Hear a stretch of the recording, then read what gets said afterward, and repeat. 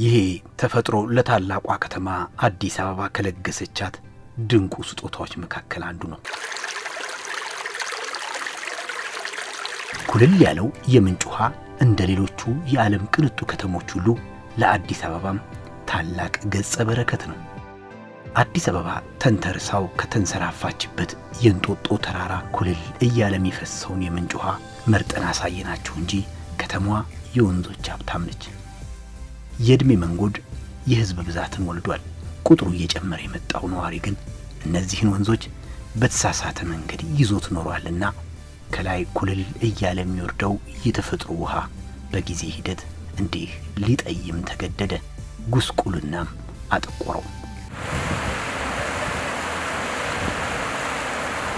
እናም እስከ ቅርብ ጊዜ ድረስ አዲስ አበባና ወንዞች ሆድና ጀርባ በመሆኑ ተቆራርፈው ኖሩ። ወንዝ ሲነሳም የመጥፎ ጠረን ምሳሌ ሆኖ ማገልገል ያዘ። መቼም ሁሉም ታሪክ አለው፣ በጎም መጥፎም። የአዲስ አበባ ወንዞች ታዲያ የታሪካቸውን መጥፎውን ጎን በደንብ ኖረውታል ቢባል እውነት ነው።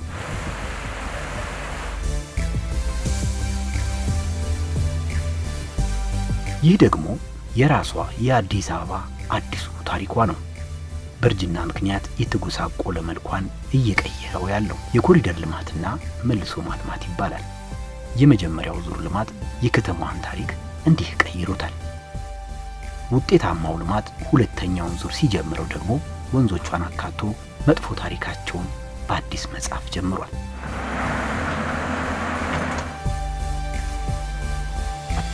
ይሄ በቀበና ወንዝ ላይ የተጀመረው ልማት ነው። ጣሊያን ኤምባሲ ጀርባ የሚገኘው ሲሆን ከላይ ለሚነሳው ወንዝ ልማት ቁጥር 2 ነው።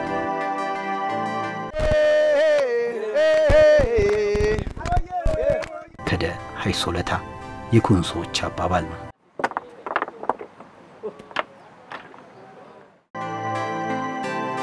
ኮንሶዎችና የእርከን ስራ ይነጣጠሉ። ጣሊያን ኤምባሲ ጀርባ የሚገኘውና ቀበናው የወንዝ ዳርቻ ቁጥር 2 የሆነው አስገራሚው ልማትም በእነዚህ የእርከን ስራ ጥበበኞቹ ኮንሶዎች እየተቀላጠፈ ነው።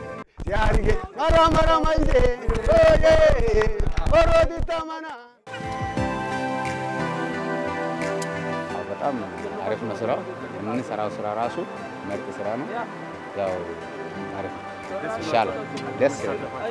በልምድ ከአባቶቻችንና ከአያቶቻችን ያወረስነው እና አሁን አዲስ አበባ ይሄ ልምድ ለማካፈል ለሌሎች ለማካፈል ወደዚህ የመጣ ነው።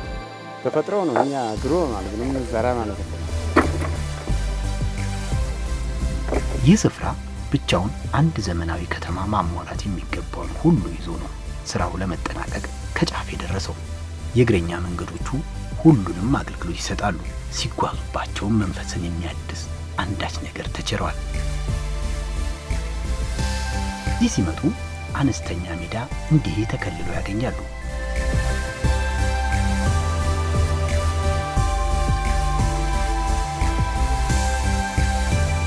ወዲህ ደግሞ መለስተኛው ግድብ ይቀበሉታል። መዋኛም ነው። የወንዙ ውሃ ከአለት ጋር እየተጋጨ የሚያወጣውን ድምጽ ግራ ቀኝ በልዩ ሁኔታ ተናበው ከለበሱት አረንጓዴ ስፍራ ጋር አጣጥሞ መስማት ልዩ ስሜትን ይፈጥራል። ወዲህ ደግሞ ልጆች እዚህ ያሳልፋሉ። አሁን ልጆች የከተማ ወንዝ ምንድነው ተብለው ቢጠየቁ ትክክለኛውን ምላሽ የሚሰጡበት ጊዜ ነው። ከተማን የማልማትና የወንዞቿን ታሪክ በአዲስ የመጻፍ ውጥን ስኬት ያመጣው ተገቢ ምላሽ ነው።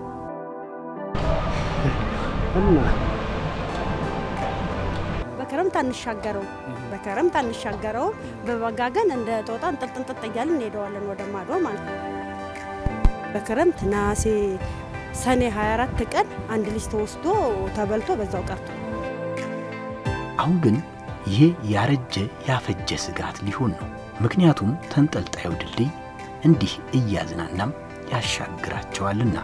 አሁን እንዴት አገኙት ይሄንን? ግን በጣም እኔ ሰው ነው በዚህ ጋር ሳብዶኝ የመጣሁት፣ ግን ነፍስና ስጋ አብሮ እየተለየ ነው የመጣሁት። ያስፈራል፣ አልተለመደ።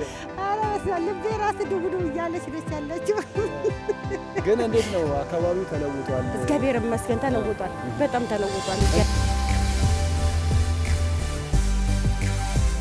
አረንጓዴ ለባሹ ድልድይ በዚህ ስፍራ ወንዝ ልማቱን ተከትሎ የተሰራ ነው። ያሻግራል፣ ይጎበኛል። ስራው ሊጠናቀቅ ከጫፍ ደርሷል። እናም አንዳንድ የማጠናቀቂያ ስራዎች እየተቀላጠፉበት ይገኛል።